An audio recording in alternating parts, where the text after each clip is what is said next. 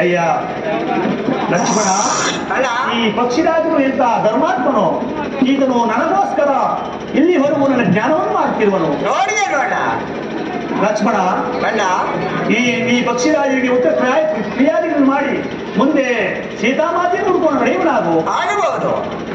ಲಕ್ಷ್ಮಣ, ಎಷ್ಟು ಹುಡುಕಿದ್ರು ಸೀತೆಯ ಸುಳಿವು ಸಿಗಲಿಲ್ಲ. ಏನು ಮಾಡಲಿ? ಆ ಸೀತಾ, ಆ ಲಕ್ಷ್ಮಣ, ಆ ಜಾನಕಿ ಏನಾದ್ರು ಮಾಡ್ತಾ ಇದ್ದೇವೆ.